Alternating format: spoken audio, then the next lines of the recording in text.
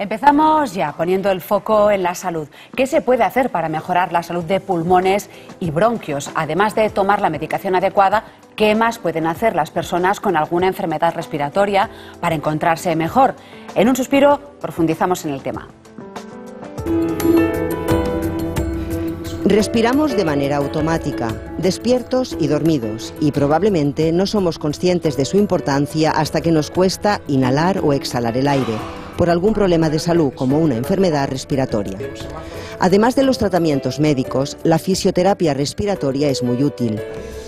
Esta paciente, Irene, tiene asma bronquial de base alérgica. A pesar de que en general se encuentra bien, acude regularmente no solo al médico, sino también al fisioterapeuta. Tengo un poco de mucosidad que me lo noto sobre todo para aquí, como antes se me baja enseguida el pecho, pues ya vengo por si acaso, para que no llegue a más, entonces no me llegue un ataque de asma, que hace poco que me dio y la verdad es que no tengo ganas de volverlo a repetir.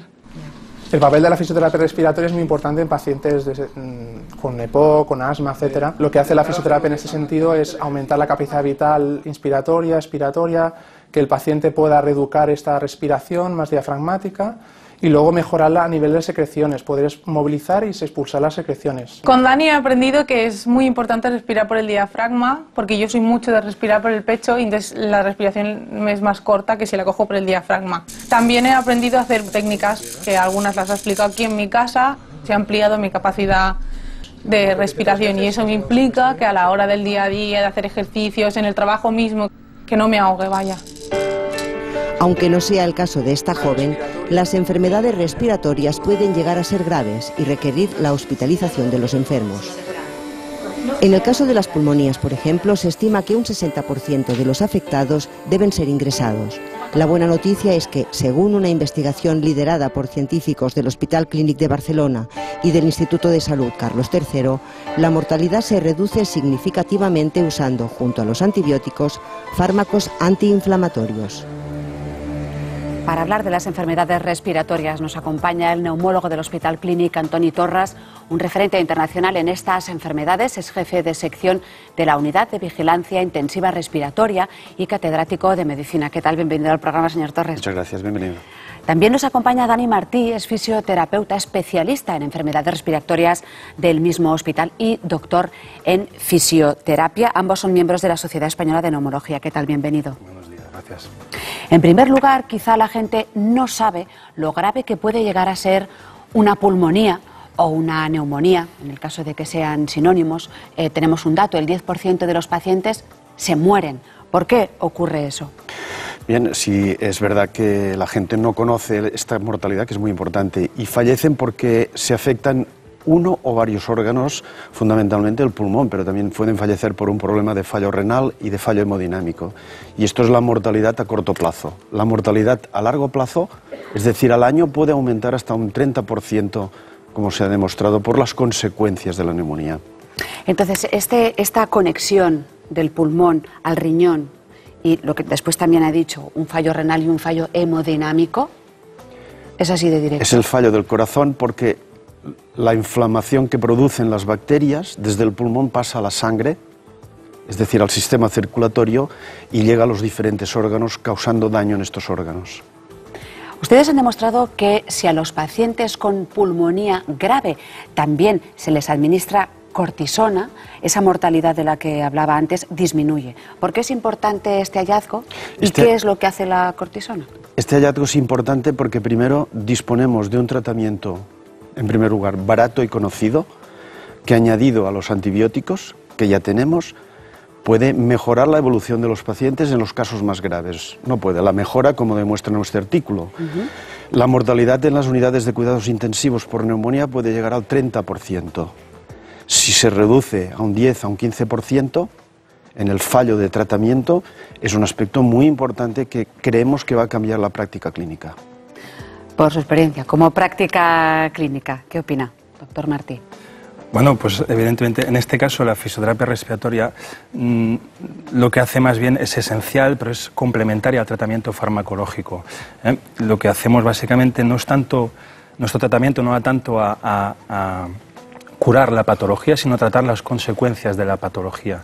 De alguien que, por ejemplo, ya se está medicando, ¿se De alguien refiere? que se está medicando es una terapia complementaria para mejorar, por ejemplo, pues como hemos visto en el vídeo anterior, el drenaje de secreciones en pacientes que, pues debido a su patología respiratoria, tienen una producción aumentada de moco.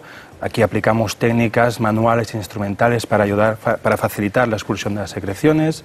Podemos trabajar, aumentar capacidad pulmonar, ayudar a ventilar estos pulmones que quizás no ventilan bien. Cuando habla de secreciones, se refiere a los típicos mocos que se quedan en una parte del cuerpo, aquí. En donde sea. Puede ser en donde sea. En todas partes. Puede ser en vía aérea superior, lo que sería nariz, orofaringe, puede ser a nivel de tráquea, bronquios más principales, puede ser más a nivel distal, los bronquios más pequeños. Y en función de dónde se encuentran estas secreciones, este moco, que podemos determinarlo mediante la auscultación, pues aplicamos unas técnicas u otras en función de los intereses del objetivo del tratamiento. Y se determina también qué tipo de mucosidades, si se va a tardar mucho en expulsarlas, porque es difícil, ¿no? Es muy complicado y es un tema más de sensibilidad del propio fisioterapeuta, ¿no? También del oído, o sea, de la costumbre que tenga el paciente, la persona a tratar con estos pacientes. Es todo un mundo. Es todo un mundo. Es todo un mundo. De hecho, un aspecto que quería recalcar es que la movilización precoz de los pacientes con neumonía, que es una parte de la rehabilitación y fisioterapia, mejora su pronóstico. Y esto está bien demostrado y está incluido en las guías de práctica clínica como una medida de calidad, la movilización precoz. ¿Y por qué se entiende por movilización precoz? Pues que el paciente empiece a deambular lo antes posible, que no se quede sentado en una silla, que no esté todo el rato en la cama, y ir haciendo que el paciente se mueva, que se salga al pasillo, etcétera, etcétera. Esto pues previene una serie de complicaciones secundarias a la inmovilización.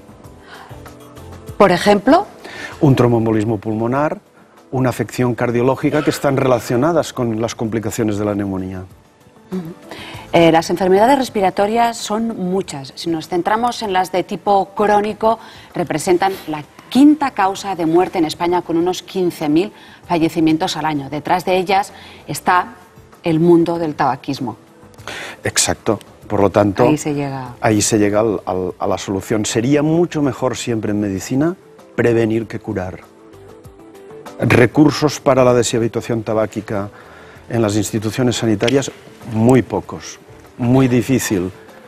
Así todo, con todas las normativas y las leyes que se han puesto, va disminuyendo el consumo tabáquico. El consumo tabáquico no solo es malo para los pulmones, es malo para todos los órganos prácticamente, y especialmente en los pulmones y las enfermedades crónicas que ha mencionado Marta.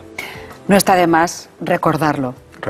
No está de más recordarlo, pero ¿qué tratamientos médicos hay y qué limitaciones tienen los actuales, sabiendo lo que sabemos y sabiendo pues que bueno, mucha gente está intentando dejar de fumar o ha dejado de fumar también?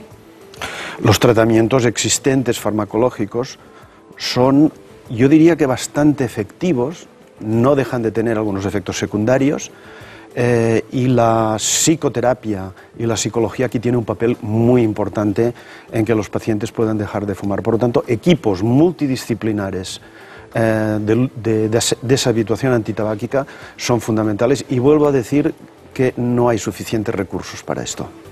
Tendrían que poner más recursos. ¿Está de acuerdo? Completamente de acuerdo. ¿Más recursos qué podría significar?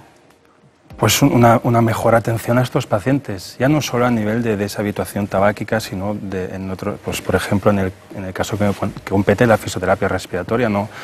En los hospitales, a nivel de extrahospitalario, fuera del hospital, también faltan recursos de asistencia a estos pacientes, y evidentemente pues unidades destinadas a terminar con el tabaco, unidades de fisioterapia respiratoria. Todo esto podría mejorar y ayudar a mejorar la calidad de vida de estos pacientes. ¿Y aprender a respirar también? Aprender a respirar es importantísimo, evidentemente, porque no nos damos cuenta, es algo que realizamos de manera autónoma, sin pensar en ello. Los que estamos sanos, ¿no? Los pacientes con patología respiratoria, para ellos se les complica mucho más. ¿Respiramos mal? ¿Respiramos muy mal? Bueno, por lo general los sanos respiramos bien, quizá no respiramos como teóricamente con el diafragma, ¿no? Esta respiración abdominodiafragmática que a veces suena mucho esta palabra, Pero en general la respiración, sobre todo en estos pacientes, se complica mucho y hay que reeducarla, hacer una higiene respiratoria, lo que llamamos, para facilitar sus tareas del día a día, para que no tengan tanta fatiga respiratoria a la hora de realizar estas tareas. Después hablaremos de esa higiene, pero hablando de tratamientos médicos, es verdad que hay gente que tiene una resistencia a los antibióticos que parece increíble, ¿no? No es que lo tenga la gente, lo tienen las bacterias a los antibióticos. Y el principal problema ha sido el abuso de los antibióticos para todo, de ahí nacen las resistencias. Esto preocupa en la neumonía que está adquirida fuera del hospital, pero sobre todo en las infecciones intrahospitalarias. Hay ciertos países en el sur de Europa que tienen un problema gravísimo en este momento, que no tienen antibióticos o tienen un antibiótico para tratar una bacteria. Esto ya es un problema, ya ha llegado. Porque con uno no es suficiente, ¿no? O con ese uno no es el mejor, quizá el que ha quedado sensible no es el mejor que hay para esta bacteria. Y entonces hay una presión de las industrias y también de las autoridades regulatorias para tener nuevos antibióticos y que salgan al mercado lo antes posible. Claro, para ofrecer... El proceso de desarrollo sea más corto. Se está favoreciendo de un nuevo antibiótico. De acuerdo. Para poder luchar contra estas distintas infecciones. Necesitamos bastante urgentemente nuevos antibióticos. Esa resistencia se ha dado porque llega un momento que ya los antibióticos no realizan su labor, ¿no? Pero ¿por qué es eso? No, ¿Por qué están cambiando? Las bacterias son inteligentes y se vuelven resistentes contra los antibióticos, y especialmente cuando se ha utilizado mucho un antibiótico o se ha utilizado a dosis inadecuadas. Y esto ha pasado muchísimo. Ahora no se puede comprar un antibiótico en una farmacia, pero hace bastantes años atrás una persona podía ir y pedir un antibiótico y se lo suministraban. Ahora no es posible y creo que es una medida muy inteligente. ¿Por qué? Pues porque se restringe el consumo de antibióticos de esta manera. ¿Se refiere a la automedicación? A la automedicación, exacto. También hay una educación médica, sobre todo en medicina primaria, que tiene que hacerse de forma muy inteligente y exhaustiva. Dentro de esa educación, como decíamos antes, la higiene, ¿qué es lo que tenemos que saber o qué es lo que hacemos mal en ese sentido? Cuando me refiero a higiene respiratoria, igual que hablamos a veces de la higiene postural, ¿no? El estar bien sentado, pues es en el caso de estos pacientes, en los sanos también, pero en las personas que padecen de patología respiratoria, la higiene respiratoria consiste más aún optimizar esta capacidad respiratoria que ya de por sí está limitada, optimizarla de cara a los esfuerzos del día a día, ¿no? Entonces, reeducar, hacer una higiene, enseñar cuándo se va a realizar el esfuerzo respiratorio, respirar correctamente previamente, o sea, para no ahogarse. Para no ahogarse tanto, exactamente. O sea, he dicho higiene, es un término que utilizamos comúnmente, pero se refiere a optimizar esta capacidad respiratoria que tiene el paciente, adaptarlo a su esfuerzo respiratorio del día a día. ¿Que en cada persona es distinta, que afecta de una manera o de otra a...? Claro, dentro de todas las patologías respiratorias, algunas tienen más o menos afectación en cuanto a la capacidad respiratoria. Se trata de adaptarse a cada, ya no solo a cada patología, sino a cada persona en concreto. Cada persona tiene su caso clínico en concreto. Hablando de enfermedades respiratorias, un paso adelante ha sido el trabajo que se está haciendo con el uso de la ventilación no invasiva. ¿No? Es una posibilidad dentro de la fisioterapia. Cuéntanos en qué consiste. Bueno, es dentro del mundo médico, fisioterapia, enfermería. En este caso forma parte del equipo multidisciplinar. La ventilación no invasiva en lo que consiste es que el paciente está ventilado, hay una máquina que ayuda a respirar al paciente a través de una interfase no invasiva, que es decir, a través de una máscara. Y es bueno, ha sido un cambio brutal en cuanto a reducción de infecciones, porque no ventilamos al paciente de manera invasiva, que supone meter una vía aérea artificial, puede ser un tubo a través de la boca, una cánula de traqueotomía, que invade la vía aérea respiratoria y es un camino de entrada de bacterias, que puede haber mayor riesgo de infecciones.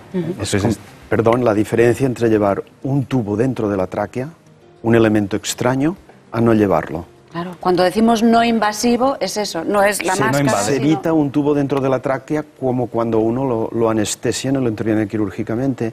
Eso es un cuerpo extraño que altera las defensas mecánicas de los cilios y todas las defensas que hay contra las secreciones, microorganismos, un tubo en la tráquea las altera. Claro, todas las que tenemos... Que son naturales. Que están en este tramo, de aquí. Exacto, claro. Que van desde la boca, el tubo es siempre por la boca, de la aquí, boca claro, hasta la tráquea. Claro. Y el hecho de que no esté ese tubo significa que la persona es un cambio radical. Se preservan las defensas naturales. Claro. Por sí misma. Claro, digamos que la vía aérea superior, que su función es, en cierta manera, también filtrar organismos, partículas del exterior. En este caso, cuando hay un tubo que va directo a pulmones, pasando de largo de esta vía aérea superior, este filtro desaparece y aumenta el riesgo, pues, de que haya entrada de bacterias. Una vacuna, en este caso la vacuna del neumococo, ¿es efectiva para prevenir estas dolencias también? La vacuna del neumococo yo creo que es imprescindible. Se ha demostrado en niños su eficacia para disminuir la enfermedad neumocócica, la infección por neumococo, y la Unión Europea ya la ha aprobado para adultos de más de 65 años y para adultos con enfermedades respiratorias y otras enfermedades para prevenir la neumonía neumocócica, según un artículo que se publicó este miércoles pasado en el New England Journal of Medicine, de acuerdo con los resultados de este artículo, o sea que realmente es súper efectiva. Respecto a los resfriados, las enfermedades respiratorias, ese abanico de posibilidades que hay, a veces uno se queda con el resfriado, se queda con la pulmonía, pero hay muchas más posibilidades, ¿no? ¿Qué está pasando con los resfriados, con este invierno que la gente se resfría quizá incluso más de una vez y no te lo sacas de encima? Es que virus hay muchos, y virus que afectan al árbol respiratorio no solo está el de la gripe. Las vacunas protegen contra la gripe, pero no contra los otros virus respiratorios. Los virus fácilmente se transmiten de persona a persona por contacto o por aerosoles, y por tanto hay una facilidad muy grande de contagio. Hemos establecido unas normas, yo creo que es importante, que en inglés se llama bundles, que son recomendaciones para evitar las infecciones respiratorias. Me gustaría resumírselas. A saber. Que son vacunación antigripal y antineumocócica. Primero, reducir el consumo de alcohol y de tabaco. Higiene dental periódica, es muy importante, porque los microorganismos están en la boca y en la placa dental. Y una cosa que quizá no va a gustar, pero tiene que ser, que es evitar el contacto de las personas mayores con niños cuando tienen una enfermedad respiratoria. Esto es importante. Si yo soy un abuelo, como si dijéramos, un abuelo o una abuela, o un superabuelo o una superabuela, si estoy constipado... No, es al revés. Los niños son los portadores. De acuerdo. Los niños son los portadores de las infecciones respiratorias que las contraen los adultos. En contra de lo que la creencia general, que es al revés. Sí, ya pasa incluso con los sanos, ¿no? Con los padres y madres de niños que están... Cuando estén enfermos, ¿eh? Cuando estén enfermos. No, porque si no vamos a dar un mensaje aquí que no va a gustar. Bien, vamos con otras cuestiones también que debemos saber para poder respirar mejor, para no resfriarnos tanto. ¿Qué es lo que nos podría decir? Pues sí, las recomendaciones que seguramente todo el mundo ha oído ya más de una vez, desde el no fumar, la vida sana, el no tener una vida sedentaria, todas estas recomendaciones que seguramente todo el mundo conoce ya sobradamente. Todo esto ayuda a prevenir, muchas veces a prevenir estas afectaciones respiratorias y a salir de ellas también. Esto es importante porque cuando las personas tienen una vida sedentaria, una mala higiene alimentaria, etcétera, etcétera, cuesta más, las consecuencias de esta patología respiratoria son mayores y cuesta más salir de la enfermedad. Y, por ejemplo, cuando ya estamos hablando de casos crónicos, la intervención de la fisioterapia, por ejemplo, en una unidad de cuidados intensivos... En este caso, ¿cómo puede intervenir? ¿Cómo interviene, no? Bueno, pues justamente los pacientes que están en la unidad de cuidados intensivos, tengan o no patología respiratoria, estos pacientes, por ciertos factores, tienen un mayor riesgo de desarrollar retención de moco y, consecuentemente, infecciones respiratorias y, a la vez, una debilidad muscular generalizada, no solo de extremidades, sino a nivel de caja torácica.